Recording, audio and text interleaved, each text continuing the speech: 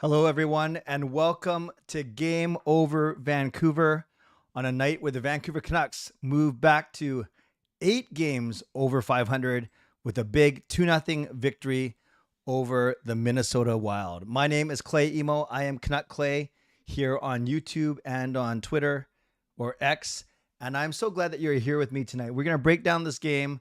We are going to talk about some of the bigger stories facing the Vancouver Canucks. And basically, I had to do a bit of scouting because I am actually doing Game Over Edmonton tomorrow night as the Oilers host this exact same Minnesota Wild team. So I barely could get through one game watching the Minnesota Wild, but now I guess I'm going to be doing 2 games of the Minnesota Wild, but at least I get to take an Edmonton Oilers perspective. But that's tomorrow night. Let's worry about tonight first. So once again, welcome.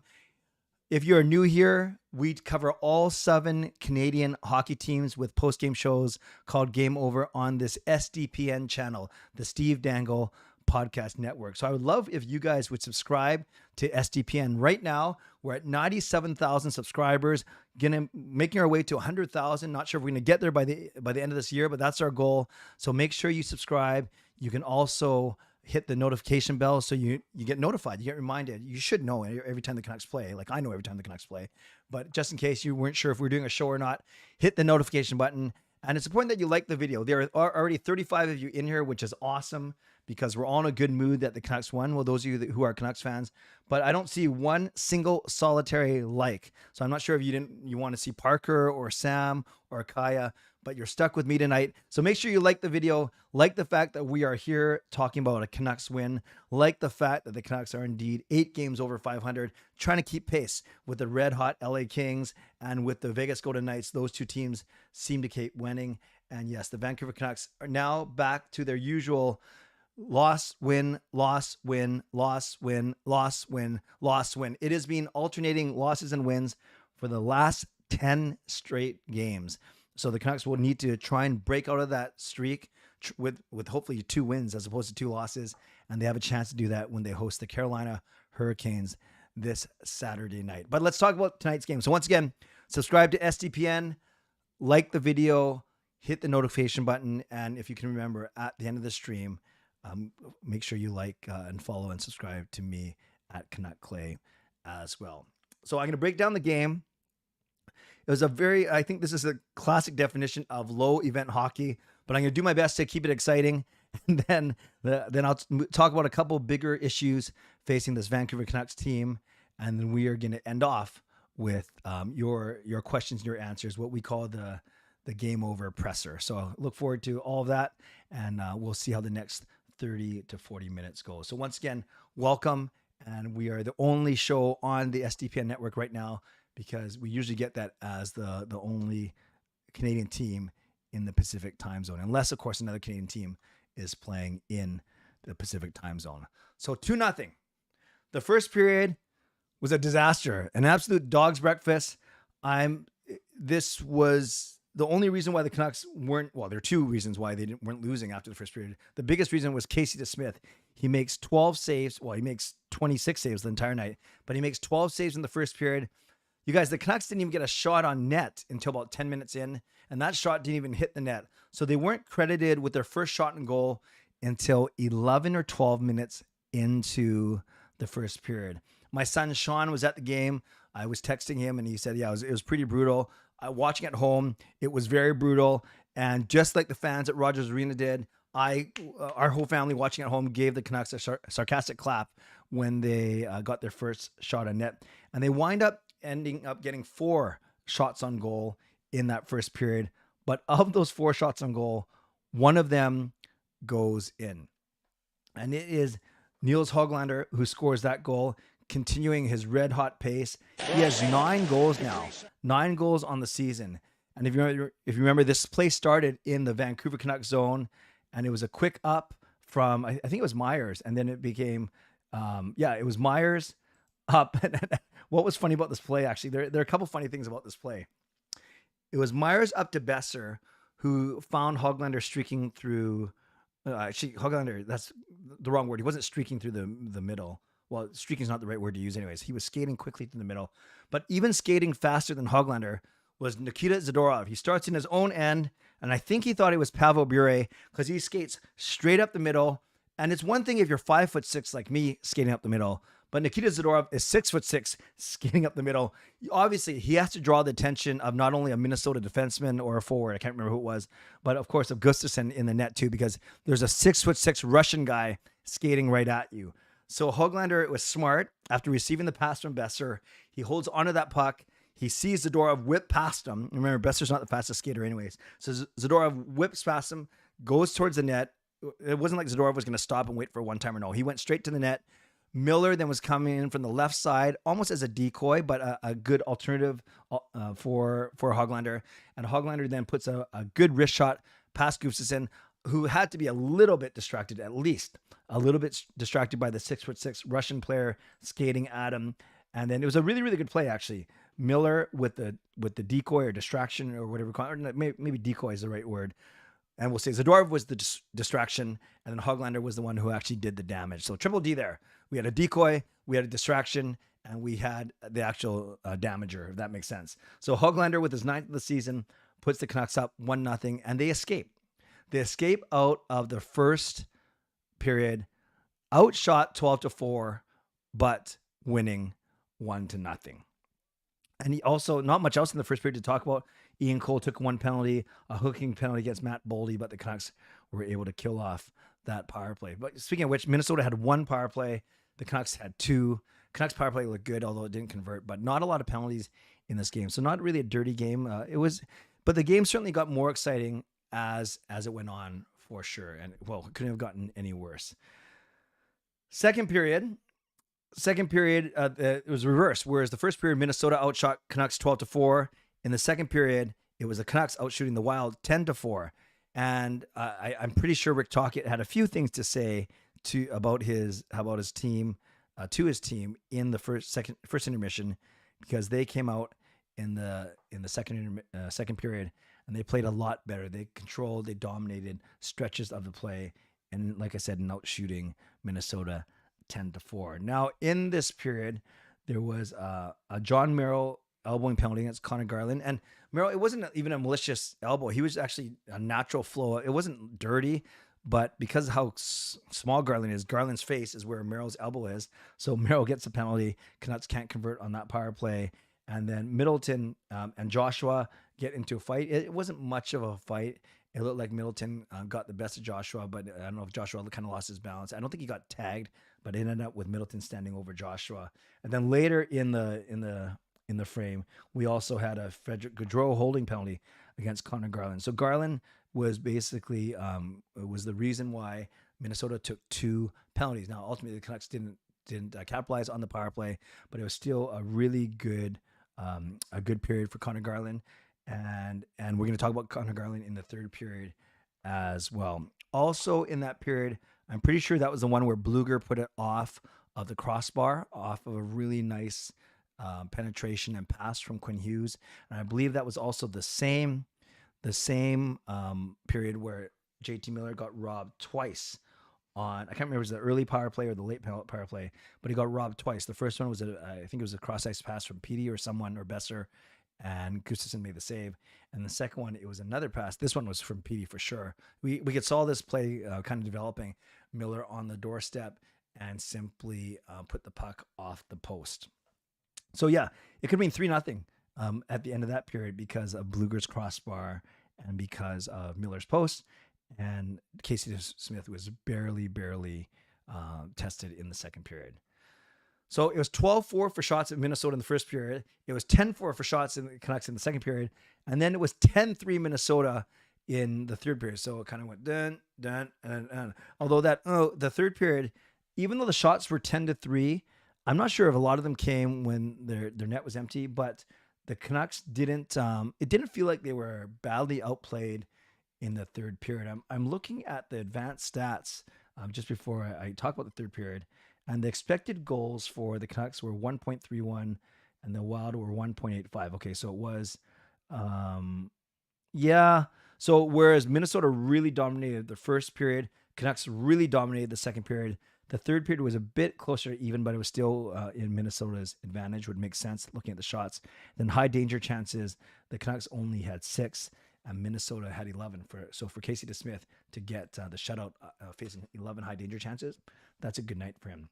So, anyways, the third period starts though with a Vancouver Canucks goal, and this was Teddy Bluger, and I think there was one play is escaping my mind right now. Oh no, it was in this period as well. So for the goal, Noah Juleson did some good work. We kind of rag on Juleson a little bit, at least in the Vancouver market, but let's give him credit. Did some really good work on that at the blue line. Then Joshua also with Juleson standing their ground, keeping the puck in. Joshua tips the puck to Garland, and Garland puts a beautiful feather pass to Bluger between two Minnesota Wild defenders, right on Bluger's stick. He does an inside-outside move or right-left move, whatever you call it, and then puts it past Gustafsson. And that was beautiful. And the way it was going, the way DeSmith was playing, you couldn't guarantee it at the time. There's no way you can guarantee something like this. But you felt like the Canucks had a good chance to win this game up 2-0. Granted, they still had the whole third period to play because this goal happened 2 minutes and 5 seconds in. But it was a really, really nice goal by Bluger. And now the Canucks are up 2-0. And it's not like they sat back and tried to protect the lead, but maybe 3 shots on goal kind of shows that they did. A couple other, definite nice play of note. There was another play where Garland sprung Besser for a breakaway. And then Garland's pass was so good. It was right through the neutral zone, and he put it right on Besser's stick. Besser showed a lot of speed. He's probably the fastest I've ever seen him skate. Fakes a forehand snapshot, which is what you'd expect from him, and then goes backhand. A really nice move, and he put it off the post. So he had Gustafsson beat. So there's 2 posts in. It was a post for Miller in the second, a post for Besser in the third, and a crossbar from Bluger in the second. So I consider those high danger chances, considering all those shots beat the goalie. So the Canucks could have conceivably won 5-0 if they didn't hit any of those irons. But then, of course, you could say that Minnesota could have scored on some of their opportunities. The only other thing of note, Minnesota posed their goalie with about 2 minutes left, and then a bit scrambly, a bunch of broken sticks lying around. And then Pat Maroon, I think we'd agree that Pat Maroon's best days are behind him. He gets into a little bit of a tiff with the aforementioned Nikita Zadorov. Maroon's a big boy too, and I think he has 3 Stanley Cup rings, so I can't really make fun of him. But not much of a fight. It was Zadorov and Maroon basically holding each other. And when you're that big, I don't think you want to get rocked. Maroon's, I'm sure, 6'3", 6'4", Zadorov 6'6", and either guy, as big as you are, you certainly don't want to get rocked. So it was a very defensive fight, and more of Maroon just kind of let out some frustrations, and Zadorov continuing to win the hearts of the Vancouver Canucks fans. And the only other thing was about a 10-minute delay when the rink crew was trying to replace the curved glass by the Minnesota Wild bench. And I made a joke on Twitter that got a bit of love saying this rink crew had more ice time than Kuzmenko did in the third period of the last game. And that's something I'm going to talk about in a few minutes, is the Andrei Kuzmenko, where that's going. So overall, the Canucks, a solid game, if not the most exciting game. They get outshot 26-17. Faceoffs were about even. No one scored on the power play. 23 hits for Vancouver, 16 for Minnesota.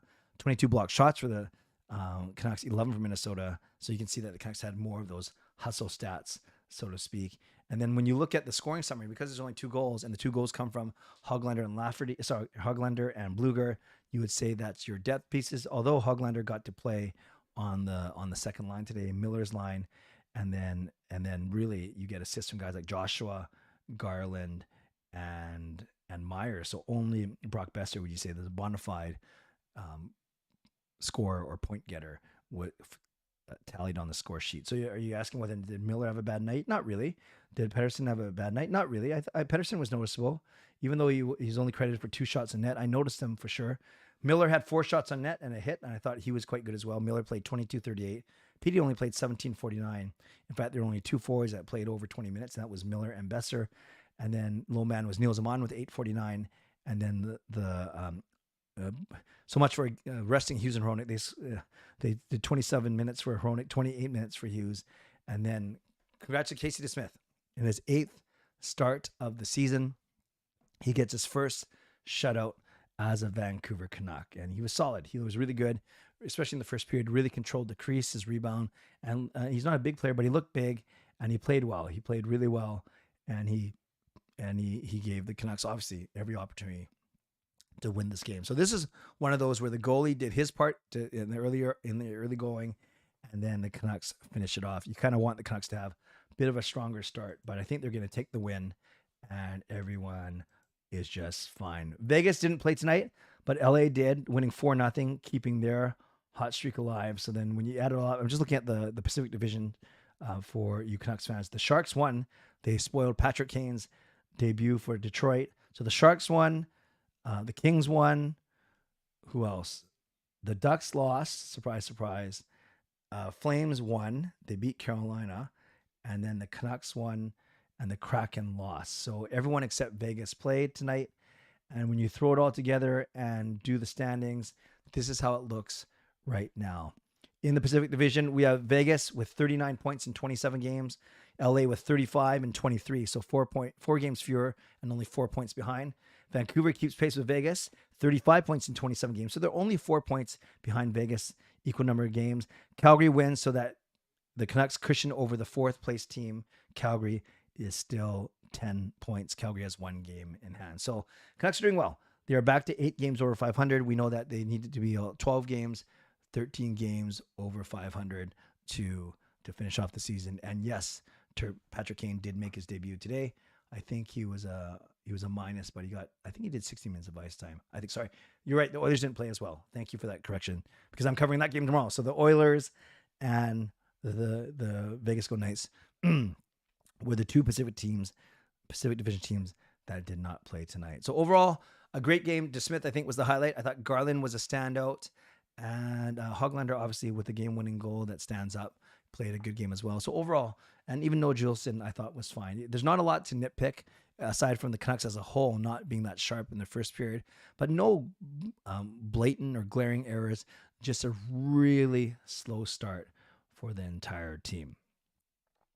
And that's where we're at. So the Canucks now don't play again until Saturday when they host the Carolina Hurricanes, the same Hurricanes that lost 3-2 to the Calgary Flames tonight. So hold on to your questions. In about 10 to 15 minutes or so, I will take 5 to 10 minutes of your questions. So you're welcome to ask questions in the chat right now, talk to each other, but I probably won't get to it because it's only one of me, like me. I don't have a co-host or a guest. So likely I will get to all of your questions in about 10 minutes or so when we do the last part of the show. But you're welcome to ask them now and answer each other in there. But then I will re-ask you to submit questions in about 10 minutes or so. So today I want to spend a few minutes talking about Andrei Kuzmenko. Andrei Kuzmenko, he is making $5.5 million this season and $5.5 million next season. So he's the fourth highest paid forward on this team behind JT Miller, Elias Pettersson, and Brock Besser. So $5.5 million. That's what you need to know about Andrei Kuzmenko. $5.5 million. But so far this season, he has not produced like a $5.5 million player. Andrei Kuzmenko has 4 goals. He does have 11 assists. So he has 15 points in 23 games. Actually, make that 15 points in 24 games because this hasn't been updated just yet because the Canucks have played 27 games. So he has 15 points in 27 games. Extrapolated over a full season, that is a 46-point pace. 46-point pace for Kuzmenko if he played all 82 games, and we know that's not possible because he's already been scratched for 2 or 3 of them. So Kuzmenko is on a 46-point pace, and last year Kuzmenko had 74 points in 81 games. So 74 in 81. Actually, I did my math wrong. I only counted the games that I should have counted only the games he's played. So he's played in 25 games of the 27. So my math was a bit off. So that's traveling. It's still under a 50-point season. Where last year he had 39 goals, 35 assists for 74 points. This year he has 4 goals. in 25 games. Now, last year, no one in the NHL knew about his skill set. Well, they knew about his skill set, but they had never played him. Probably didn't do a lot of pre-scouting. And his shooting percentage, you guys, was ridiculous. Last year, Andrei Kuzmenko's shooting percentage was 27%. 27%. More than one out of every four shots was going in for him. This year, his shooting percentage is 11%. You might say, well, Clay, 11% is really bad. No, that's about league average. So 11% isn't bad. It's just that 27% is ridiculous. So you're saying, well, then if his shooting percentage is normal, around 11%, and his goal scoring is bad, he only has 4 goals, then obviously he's not shooting enough. You're right. He's not shooting enough. In 25 games, he has 36 shots on net. So that's certainly not enough for a volume shooter like Andrei Kuzmenko. I was just looking tonight. Tonight, he had 12 minutes of ice time, but 0 points, 0 shots on net, 0 hits. So a bunch of zeros, and then a 12-15 at the end of Kuzmenko's stat line. Now, we know that he's a very, very popular player here in Vancouver because of his hair, his personality, eating a banana and drinking a Pepsi, which I approve of, on the bench last year. A bit of controversy when he was the only Vancouver Canucks player not to don the Pride jersey. So always in the middle of attention for sure, and generally in a positive way. So Canucks fans are really rooting for him, but at the same time, well, I think he's not Rick Tocchet's type of player. And there were even a few people last year before the Canucks signed him to his 2-year extension that were saying maybe it's better to trade him than sign him. And you would say, Clay, that's crazy. He's a 40 goal scorer last year. Yes. But he was also going to demand a lot of money. He's not the youngest player, right? He came in he's 27 years old already. So there was a thought that maybe that's cap space you can use on someone else. But no one would have guessed that he'd only have 4 goals, 1/3 through the season. He's better than a 12 goal player, 12 goal scorer. So he faced the media today. Actually, we should go backwards. Rick Tocchet yesterday. So he'd be talking about how he wanted Kuzmenko to be harder to play against, forecheck more, da-da-da. And then in a slight moment of, I guess, of impatience or intolerance on Tuesday night, when asked about Andrei Kuzmenko, Rick Tocchet actually said, I'm tired of talking about him. That's what he said. I'm tired of talking about him.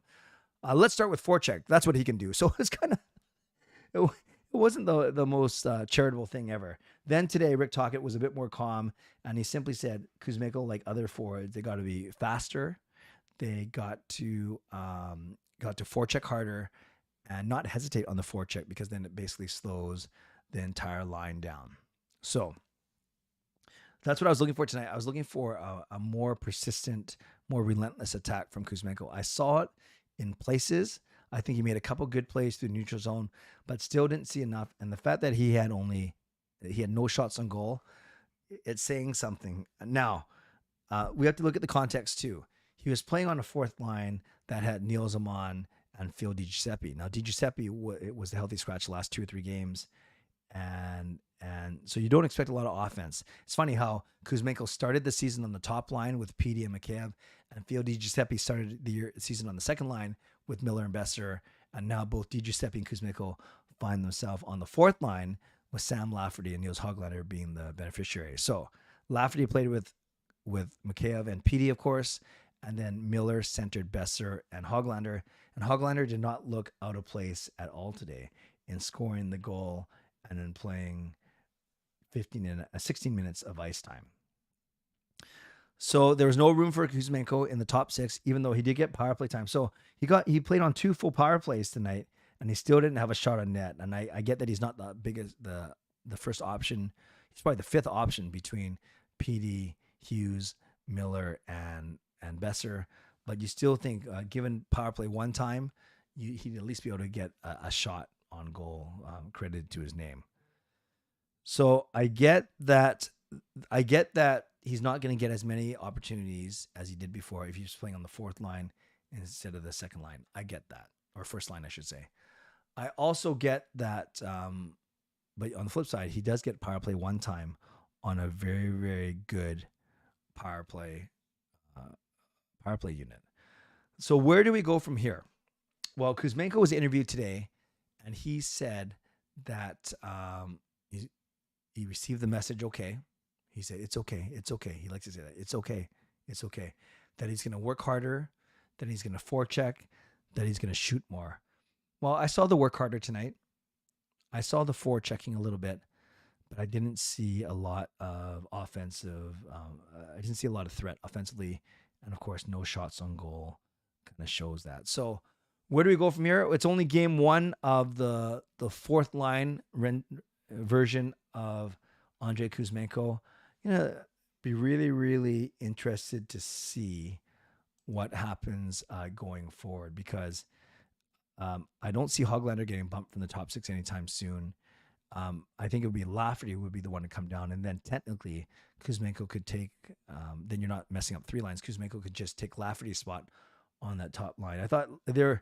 I like Lafferty's speed. I always like Lafferty's speed, but I did find tonight that there were times where PD just doesn't get the puck enough because Lafferty doesn't have the hockey IQ in the hands to get the puck to PD. He can jostle some pucks loose along the boards or win some races to loose pucks, but the next step then is setting up PD for a chance or scoring chance. And I didn't see a lot of that tonight. So maybe it's only a matter of time before Andrei Kuzmenko actually gets back to the top six. So just before we get to the actual game over presser, where I'll take your questions about the Canucks or about this game, I would love to get some thoughts from the chat about the Kuzmenko Tocchet situation. As I don't mean situation from a standpoint of that it's ugly or it's going to be horrible, but I am curious as to how this is going to turn out. I am very curious. Do you guys think that Kuzmenko will work himself back to the top line again to play with PD and to play with situation from a standpoint with Ilya Mikheyev? Or do you think that he's going to be stuck in the bottom six, and in particular on the fourth line, for a little bit longer? And is this something that he can work his way out of with some good work and with really doing what Rick Tocchet asked? Or is this a situation where we're going to be wondering both this year and next year if Kuzmenko is going to be the actual, a trade target? Now, I realize that I can't highlight comments like I usually do on my regular stream, so I've been clicking on stuff, but they don't show up on the screen. Terp says, notice he hasn't really been a net front presence like last year and has shifted to the faceoff circles. Rooting for him regardless. Yes, a lot of his goals last year were deflections and rebounds. Great point, Terp. Peter says, Kuzmenko's got to be better, plain and simple. That's fair, Peter. Peter also says, Lafferty has the speed, but the dude can't handle or finish or play make. Yeah, his hands aren't the greatest, and sometimes there's some players whose brain and their hands simply don't keep up to their feet. Kaya May, why aren't you in here then? Kaya May says, what if Boudreau was the Kuzmenko whisperer? That's true. There are a couple of guys that did indeed thrive under Boudreau, but collectively the team didn't. Obviously, that wore off a little bit. But you're right. Maybe they're both kind of the same personality. Maybe Kuzmenko just related better to Boudreau, although the way Rick Tocchet talks in his media availability, I was making a point to a friend. I can't remember Boudreau really talking X's and O's and strategy. His was more funny stories or general motivation things as opposed to X's and O's. But I think the Canucks reporters like Faber and Harmon and Drance and JPAT don't mind asking. I'm talking about strategy X and O because Tocchet likes to talk it. Yeah, good point though. Maybe a lot had to do with Boudreau. That's a great point, Kaime. You should be a co-host on Game Over Vancouver. You're pretty smart. Dark Wolf says, good point, says Lafferty was traded for a 5th round pick, so give him a break. Yeah, I don't think we're being unreasonably harsh, and I don't think we're putting unreasonable expectations on him. But if you're playing with Petey on the top line, I think it's important that you do produce. And if you don't, then move him off that line, and it's fine. He was awesome. He was awesome on the 4th line. And it was so good that the Canucks got him because he can play center before they brought up Neil Zaman, because Bluger started the season on the injured list, and now, of course, it is Pia Suter. So no, overall, I think he's been great for the team. What I'm saying though is do you want a more skilled player on PD's wing? Well, that's fair. Fair. Carol says, I think he'll get back on the top line, which is fair. And then Rick says, Lafferty only speed forecheck, not meant for skills player. All really, really good points. Okay, friends, for the last 5 to 10 minutes, I will invite you now to submit some questions for the Game Over presser. So put in some questions in the chat. I will highlight a few of them for the last 5 to 10 minutes as we wind up this stream. So what do you want to talk about? Questions about this game, the deployment of the Canucks, Casey DeSmith, Connor Garland, whatever it may be, or Canucks questions in general. Put them in the chat, and I'll certainly do my best to answer them. And as I'm waiting for a couple questions, a reminder to all of you, to subscribe to this SDPN channel, the Steve Dangle Podcast Network. I invite you to hit the notification bell so you get notified, and hit the like button as we celebrate all of us being together and the Canucks getting back in the win column tonight.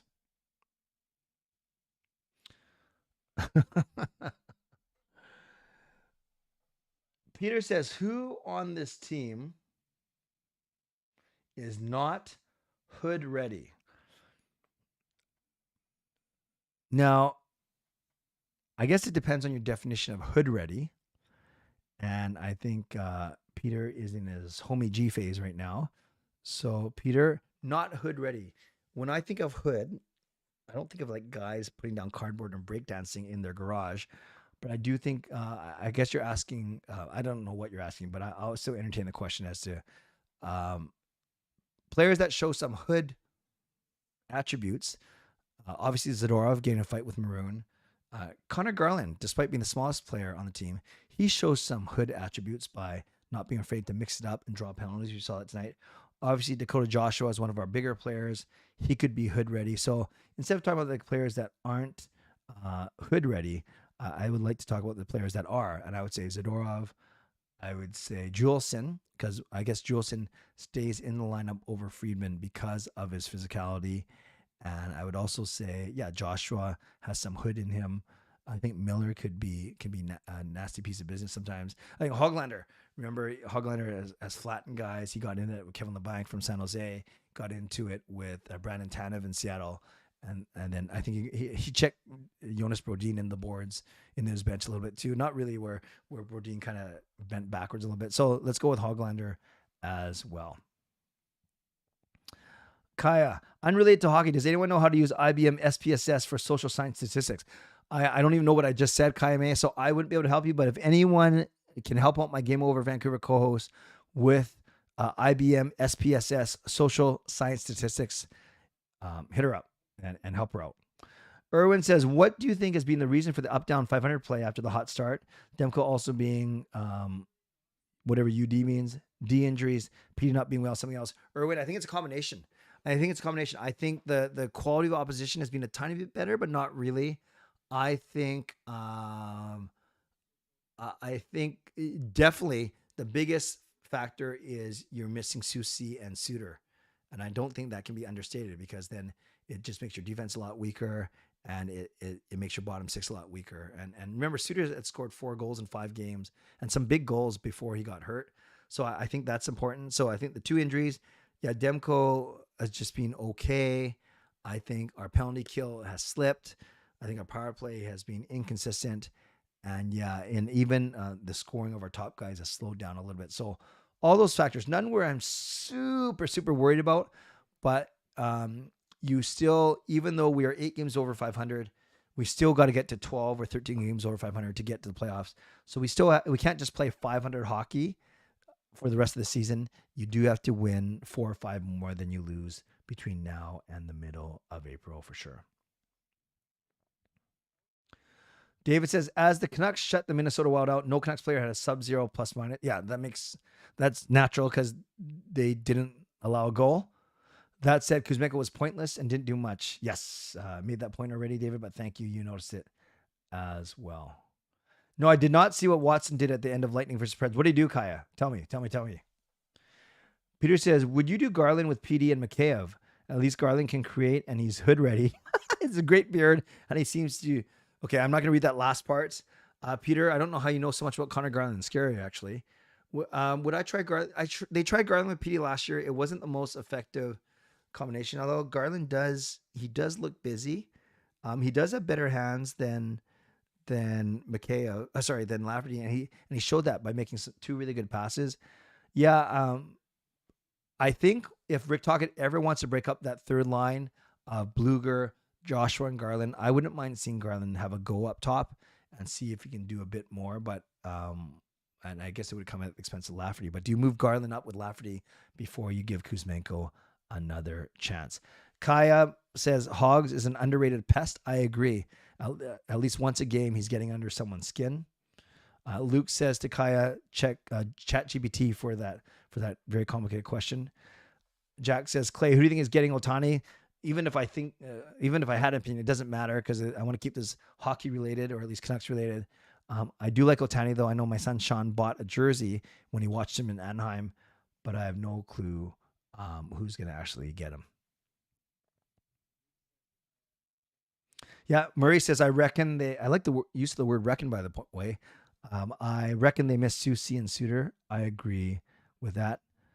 MVD says the 85 Oilers played 500 for a month. That's good to know. I did not know that. Peter says, can you tell Patrick Alvini is my homie G for life? Can you ask him if we should send Kuzmenko to the hood? Peter, I'll save that for my own show. How's that? You can ask me again later. What do you think of Myers? Silver EK hatch? It kind of doesn't matter what I think of Myers. I thought he was okay tonight, actually. But I know that Rick Tocchet really likes Myers. And no matter what we think of him, he's still the second best right shot defenseman on this team. Behind Philip Hronek, of course, because Hughes, Cole, Susie, and Zadorov technically are all, not technically, they are left-handers. And the Zadorov-Myers pair, they're better tonight against maybe, obviously Minnesota's not as talented as New Jersey is. And New Jersey really exposed the Canucks' lack of foot speed on the blue line. Today, I thought they were okay. And I thought Tyler Myers was okay. Don't think you trade him. I think if the Canucks are loading up for a playoff run, that's the kind of player you need for the playoffs. So I don't really expect Myers to get moved. Not that you're asking that. Where's Podkolzin? Jeremy, Podkolzin is still in Abbotsford. About a month ago, he suffered a nasty injury, hit his head on the ice, took about 2 or 3 weeks away, and now he's playing back in Abbotsford. He could be an option for our call-up later on in the season. Kaya says, in the dying seconds, Watson for the Lightning, slap shot into Lauzon's legs. Oh, yeah. But what do you mean? Like during the play or after the play? Or you're just saying, I get it. As the clock's winding down, losing 5-1. Yeah, there's no, you usually just skate it into a corner or behind your net. I see what you're saying. That's not good. Mr. Wilkins said, not too much chaos tonight from Tyler Myers. Yeah, he was okay. Thoughts on the power play tonight? Well, Peter, the Canucks only got 2 chances on the power play, and both times the first unit held the puck in there for the majority of the 2 minutes. I remember that because I remember on both power plays, the second unit only got 20 seconds. It's not because the first unit was hogging all the time. It's because they actually kept the puck in. There was that sequence where Miller had the 2 chances back to back, and I'm pretty sure that was on a power play because it was from Miller. It was from Pettersson, so that the only reason they would play together is on the power play. So I thought they were fine. You kind of got the sense that they're going to break out pretty soon. So I thought it was okay. Obviously, you like if they score, but they didn't score, but it didn't hurt them as well. Kaime says at the buzzer, Mott went up to Lauzon after. Okay, and Andrew Burnett called it out. Okay, that's good to know. Yeah, don't do that. If you're losing 5-1, that's not the most sportsmanlike thing to do, for sure. Friends, I'll take 1 or 2 more questions as we wind up. There's 90 of you in here. Thank you very much. On a night where the Vancouver Canucks they defeat the Minnesota Wild 2-0 to get back on the win side of their lost win rotation for the past month or so. Any other thoughts from all of you as we wind up tonight's show? And don't forget that our next show is indeed Saturday after Canucks and Carolina in Vancouver. And I'm looking at my handy dandy spreadsheet right now, and it looks like that. Oh, speak of the Angel. It sounds like Kaya is doing the show this Saturday. So make sure that you are back here at 7 p.m. No, at 9:45 or 10 o'clock p.m. Pacific time on Saturday, where Kaya will hopefully be wrapping up another Canucks win. Their first 2-game win streak, it would be in 11 or 12 games in over a month. So thanks everyone for being here. I hope you enjoyed the show, and as much as you enjoyed the game, if you compare the show to the first period of the game, I'm sure you'd pick the show. Second period, I think it was a saw-off. Third period, I think you picked the show over the game. But overall, we're happy that the Canucks won 2-0 on a night where it's our depth players and Casey DeSmith who come through for the victory. So on your way out, please subscribe to SDPN, like the video on your way out, and you can hit the notification button. And if you want to follow my work as well, I'm Canuck Clay here on YouTube and on X, formerly Twitter. You can follow my work there. And if you're not sick of me and you still want some more Canucks talk, you can. I'm doing my own show 20 minutes from now. For those of you not in the Pacific time zone, I don't know why you'd want to stay up to watch more of me. But for anyone else, I'll be starting in 20 minutes on my own channel, Canuck Clay. Saturday night, it's Vancouver, it's Carolina, and it's the wonderful Kaya May as your host. Friends, thank you for being here, and enjoy the rest of your night. Enjoy the rest of your week, your work week, as we head into the weekend. Okay, friends, stay safe, stay healthy, take care of yourselves, and take care of each other. Good night.